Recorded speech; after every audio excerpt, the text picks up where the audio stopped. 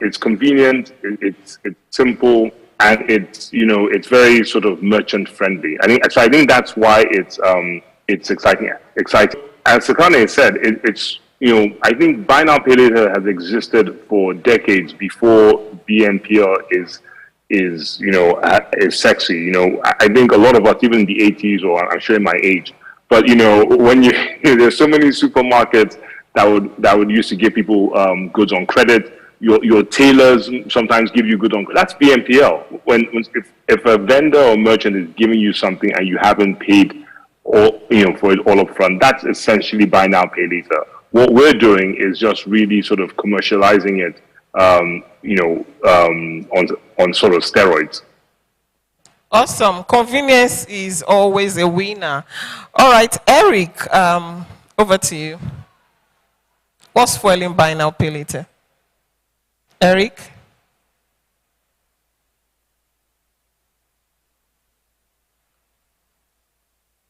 All right, while waiting for Eric, so I'll just go back to Chijioke and ask, who are the typical buy now pay later users? Are they low income earners, millennials, mass affluent? Are people now buying Bugattis on BNPL? So who typically, are the BNPL consumers? I think everyone is a BNPL consumer, and I think that when you look at some of the BNPL companies, we employ different strategies because we're targeting a different segment. So and also it depends on the merchants you're working with. So for instance, if I'm a BNPL provider and my merchants are, let's say, iStore or some Samsung, so that means that I'm targeting maybe millennials, sort of middle class, upper middle class, because you're buying MacBook Pros. These are like $2,000. These are $2,000 price tags. I could, some BNPL providers work with merchants that sell sort of phones on the low end, and they also have longer tenors, and they're targeting sort of low income. So I think with credit, one of the things that we've learned over 10 years in the market is that everyone wants credit. Everyone is your consumer. It's up to you as the provider to say, okay, which space do I want to play in? Do I want millennials? Do I want high end customers? Do I want more affluent customers? And then you tailor your processes to match the customers you want. But seriously, everyone is a consumer, and I think that's also why investors like BNPL. It's everyone wants to consume. Everyone needs and wants goods or services, and there's several different BNPL players, even on this panel, that cater to different stratas of society.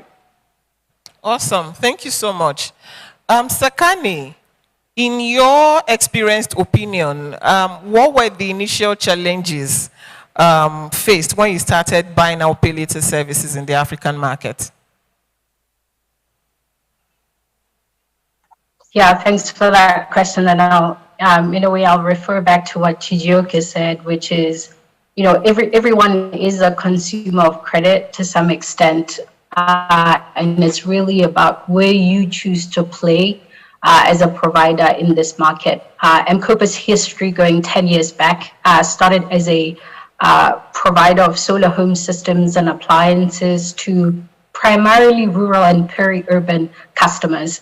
And some of the challenges, and some of which still exist now, really came down to two things. The first was distribution.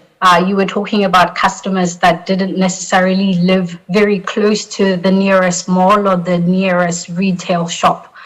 So as a business, we had to figure out a way to get products to those customers at the last mile. And how we have chosen to do that is by building our own direct sales agent network, very similar to how a lot of mobile money companies have done across different markets. So one, in the beginning, as a company, we tried to partner with other companies to distribute our products to customers, but we found that there was a limit in terms of the reach of those companies, particularly in peri-urban and rural areas. And so we used our own sales agent network to really make sure we meet customers where they are. The second challenge really came with credit, particularly access to data. Today, there are a lot more data sources that are available on customers that you can use potentially to do credit scoring. There was not so much 10 years ago. And that led to us choosing to use, the model that was described in the presentation earlier, which is leveraging the asset that we're financing for the customer as quasi-collateral by being able to remotely control it and kind of leveraging the data from there as our business. But I think, those have really been the two big challenges when we grew as a BNPL company or pay-as-you-go company, and those are the two ways that we have tackled it so far. All right, thank you so much. A fallout, speaking about data, what are your policies, or how exactly what's your experience so far in terms of data protection and identity verification of people to avoid digital fraud? Yeah, that's a great question. And this is an area where there has actually been a lot of progress over the last decade. This was something that was very, very, very difficult to do 5-10 years ago.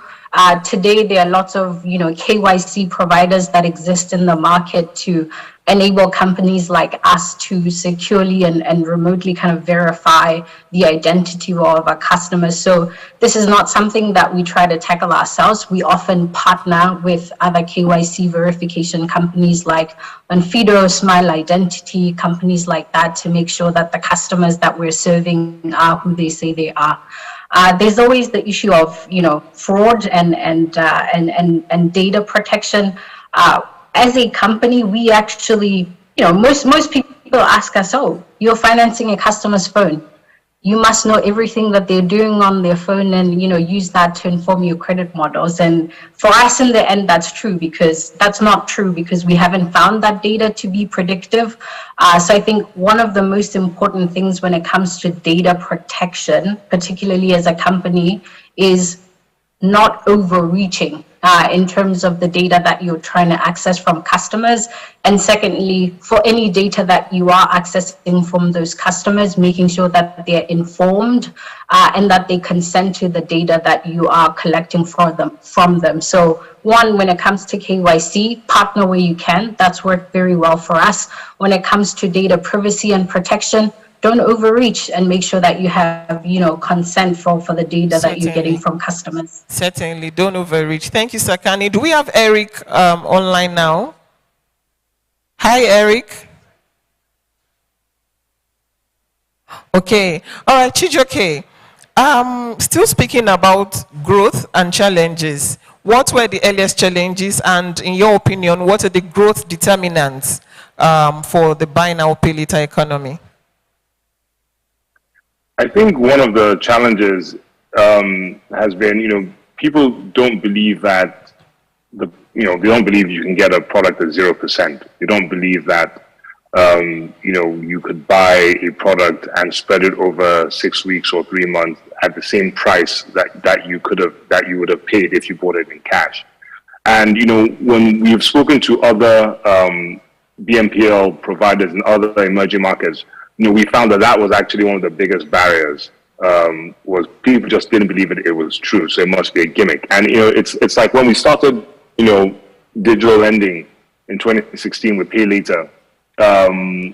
People didn't believe that somebody in Kano would get a 20,000 naira loan from somebody they have never met, just by downloading the app and putting some data points. So I think belief is one. I think secondly is, I think particularly for Nigeria, when you look at BNPL providers like the big ones, Klarna, Affirm, Afterpay, in their economies, e-commerce is huge. So, and a lots of, and you can aggregate lots of merchants online. I think in Nigeria, for us, what we found is, when we started, we said, okay, let's copy and paste what they've done, and let's do e-commerce. But most of the commerce is still offline. And, some of our successful merchants are not merchants that are, okay, you have your Congas, you have your Jumias, but you also have merchants who, maybe she goes abroad to Dubai or the UK, buys 600 iPhones and comes back and, sets up an Instagram shop. That's a merchant as well. So we've had to think about how can we serve the Congas, the Jumias, the Spars, the Electromarts, but also serve the Instagram or the WhatsApp merchant as well. So that's why we've taken a multi-channel approach where you can use Carbon Zero, our BNPL product, online or in store. But we've also put it on our debit card. So that means that you can be empowered to do a buy now, pay later transaction with any merchant that you see fit. Even though Carbon hasn't got an official relationship with that merchant, because we recognize that in our markets, a lot of the merchants are, individuals or small SMEs that are not above the radar. So I think that's something that we've grappled with, and we've had to sort of localize that to our own environment and not just copy and paste. Because there are BNPL merchants in the UK, for instance, that can sign up to a local aggregator and get 50,000 merchant relationships in one single transaction. We have to go, store by store, but then there are not many big box merchants in Nigeria. There probably maybe 100 nationally known. So you have to go. You have to have a strategy to get the merchants that are also on the Paystack stores or the Flutwave stores or the Bumpers catalogs, etc. So it's a lot of work. I know it's a lot of work. And speaking about that work, how do you ensure that a user, a beneficiary, is creditworthy? And then secondly, what are the processes put in place to determine this? So, Carbon has been lending, as I said, for over 10 years. So, and I think we see buy now, pay later as not a standalone product, but as a feature of our digital bank. So we adopt the same processes as we do for lending, which is, at least from a Nigerian perspective, when somebody comes in and wants to borrow money or do a BNPL transaction, we do 2 credit bureau checks to ensure that they haven't defaulted on any previous prior loans, and also to see if there's any outstanding debt they have that might affect their affordability. We look at their bank statements. If they're a Carbon customer, we look at their records with Carbon and their transaction history, not only to gauge affordability, but to also gauge whether there's any outstanding, whether there's any sort of bad payment records.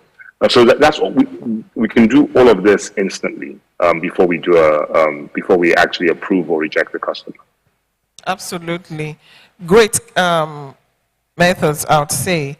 If Eric is on the line, thank you so much for that, Chijioke. If Eric is here now, I have a question for him, and it's about merchants. So Chijioke had mentioned merchants, partnerships. So in terms of partnership with merchants, are there issues or concerns that these merchants will be able to pay back on time? Because that looks like a concern in the buy now, pay later economy. Eric?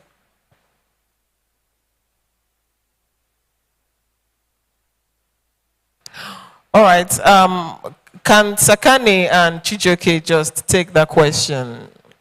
Who's coming on first? All right, Sakane, over to you. Sure, I'm happy to answer that. I mean, in our case, we do work in some cases with merchants, and in those cases, we are actually the ones paying the merchant. So that's not, really a challenge, right? The customer is going to the merchant, selecting a product that they want from the merchant, and we are paying the merchant on behalf of the customer. So who we have to be concerned about as a party in this case is, whether the customer will be paying us back. There are obviously, some arrangements in which we are collecting revenue from the merchant because we've brought a customer to them, but that essentially gets taken off the transaction from the customer upfront, and so there's not an issue of a delayed payment with the agent, so with the merchant itself. So in our case, that's something that's kind of taken off at the point of transaction, so it's not an issue that we have to deal with in our business model. Thank you so much. Do we have questions from audience on Slido?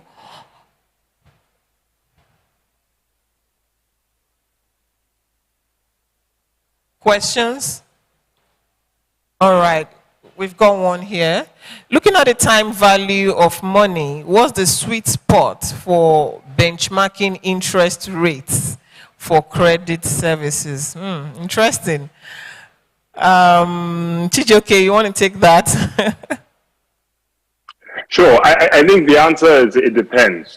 I think a good lender would adopt a risk-based pricing model that has several factors in. What's inflation, what's that lender's own cost of funds, and then also what's the risk, the actual customer that's looking for a loan, what's her risk profile. And so when you take in all those factors, then you can apply a rate. So that means that what you might apply to, even with the same lender, what I might pay in interest could be completely different to what Sakani pays in interest, because let's say she has a better payment history than me. Maybe she has more. The lender thinks her affordability is a lot stronger than myself. So I think that's so there is no sort of. I mean, I know lots of lenders have flat rates, but in time, especially as the loan book matures, a good lender will start adopting risk-based pricing based on all these factors, and also the target return, what they also as a company want to get as a return for their investment. Beautiful. Thank you so much. And that brings this session to a close. I'd like to appreciate Chijioke Dozie, Sakani Ngepe, and Eric Muli for joining us. My name is Sholakwe Akinpelu. Thank you for standing by. Thank you so much. Well done. Thank you so much, Sholakwe. That was great. Okay, Smart Parcel, yeah, please come up. So before we bring Temitai up for the closing remarks, Smart Parcel, apparently they want to give out merch, and they want you guys to work for it. Yeah, so you're going to tell us a little bit more about this, right? Yes. Okay, all protocols observed. Yeah, so Benjamin is my name from Smart Parcel. I'm the Chief Operating Officer. So at this session, we want the audience to participate. Now, the terms and condition is that staff of Smart Parcel and staff of TechCabal are not allowed to participate in this. So we just want 3 people to come up stage, just 3 volunteers. There are wonderful gifts to be won through our Smart Locker, which is the future of commerce, last mile delivery, first and last mile delivery. So just 3 people. I see my friend there raising up his hands. God bless you. Come forward. The gentleman there, is he TechCabal or? Which one? With the white? Yes. All right, you 2. Can we have a lady? Yeah, just so that they don't crucify me. Yes, the pink lady. Yes. You have the questions. Okay. All right, quickly, please, because we have less than 5 minutes for this. So we are going to randomly ask you to select questions from the papers that are here, and then you open up the questions. If you're able to answer it successfully, you get a code from our CTO just standing behind there, and then you get your gift from the Smart Locker. So randomly, randomly, no cheating. So where do I start from? Ladies first. Any question? Just hold on, don't open it yet. Any question? Hold on, don't open it yet. Randomly. So the lady comes first, number 1. We're not going to call her the lady. What's your name? Busola. What's your name? Uche? Basil. Oh, I like that. Okay. We're going to start with you. I don't know what you signed up for, dear, but go on. Let's read the question. Okay. Name two speakers from FOC 2022.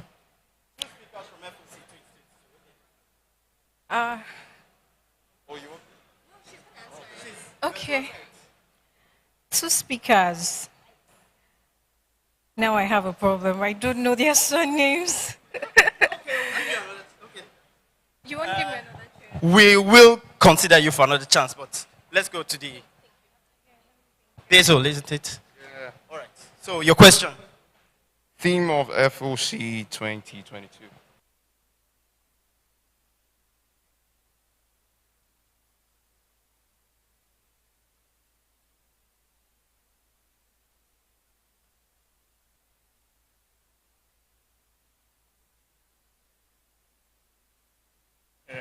Who gave the opening address? All right. So who gave opening address for FOC 2022? I wasn't around then. So we knew something like this was going to happen. So we just have these two extra questions, just in case. Final chance. I mean, your gift is sure, gentlemen. So, last chance. Last chance. Okay, name two exhibitors at, okay. FOC 2022, two exhibitors. What's it called? The local Okay. and Komawa. I don't know how to pronounce it. It's Smart Parcel not part of it. That's fine. Yours? Who is the headline sponsor for FOC 2022? Money Point. Great. So I think we have it. Well done, guys. And so Smart Parcel will let you know how to get your gifts, right? Just get it from the CTO as well. From the CTO. Please find the CTO. Well done. Congratulations. No problem. Thank you so much. Okay. Now I'm going to invite Temitayo, the COO of TechCabal Media, the head honcho, okay? The one who's running things operationally. Come give us a closing remarks. Thank you so much. Thank you, Kermane. And thank you all for spending the day with us today. Shout out to Team TechCabal. It's been such a remarkable day, and I hope the day has been as impactful for you as it has been for me. So in this year's edition of The Future of Commerce, we've discussed the various trends and key areas of Africa's informal sector through sessions with key operators and industry experts. We hope we've been able to provide practical takeaways to transform your businesses and leverage Africa's digital economy. So to buttress all you've heard today, we've prepared a mini report that speaks to the current trends on commerce and the future of Africa's digital economy. And it's available for free download, and you can access it through the link or through the QR code just on the screen. So now the time has come to draw things to a close, and I would like to thank every one of you for your time and thought-provoking conversations, and to our physical and virtual attendees for joining us today. As the saying goes, great is the art of beginning, but greater is the art of ending. So thank you again for staying till the end, and the success of this event would not have been possible without the participation of each and every one of you both physically and virtually. We would also like to appreciate our partner, MoneyPoint by TeamApt, as well as our sponsors, dLocal, Kasua Go, and Core ID by Verify Me Nigeria. We appreciate your support in making this event a success. And on a final note, the race to FOC 2023 is officially on. And you can sign up via the link that's displayed on the screen. You can also watch out for more information by visiting our website, techcabal.com. To know more about how tech and innovation are changing Africa, do sign up for our various newsletters, TC Daily, The Next Wave, and Entering Tech, which can also be found on our website, techcabal.com. So thank you once again, and have a great evening. So we'll see you all at the after party.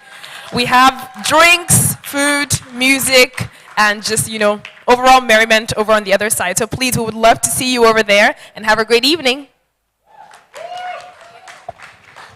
Oh, there's nothing else. I do want to say that before we break to network, we're going to do a tour of the exhibition booths at the back. So they're booths by MoneyPoint, Core ID, Q Shop. There's even a TechCabal booth as well. So the point of this is to go around and speak to the representatives in these booths. There's also a booth by D-Local as well. Just go have a chat, learn more about these businesses, and then we're going to network and get to know each other a little bit more. Thank you all so much for sticking with us up until this point. My name is Cora Mane. It's been a pleasure. It's been a pleasure hosting you guys. Okay, and I'll see you next year, hopefully. Am I going to see you next year? Yeah, you are. Okay, have a good evening, everyone. Bye.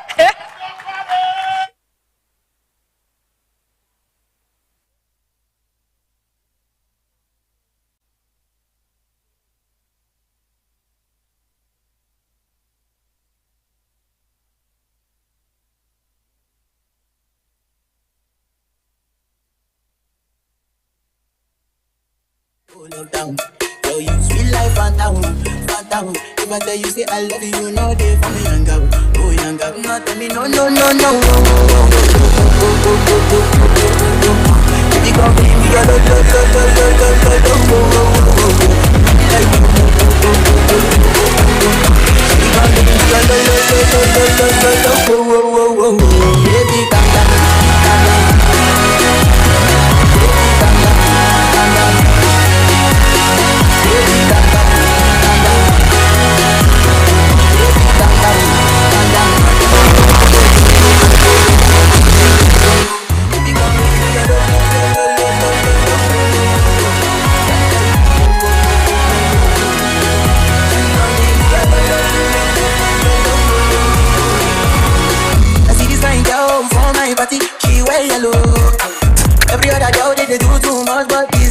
Hello.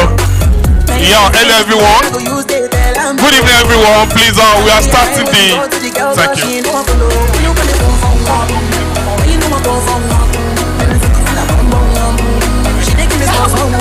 Yeah, good evening everyone. Hello.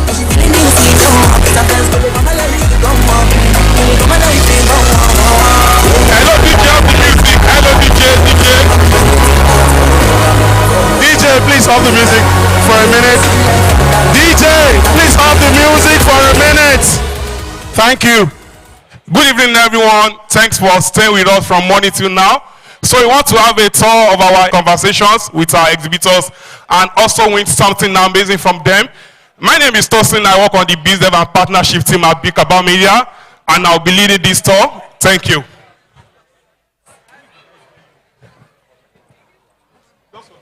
Please try and pick up your luggage.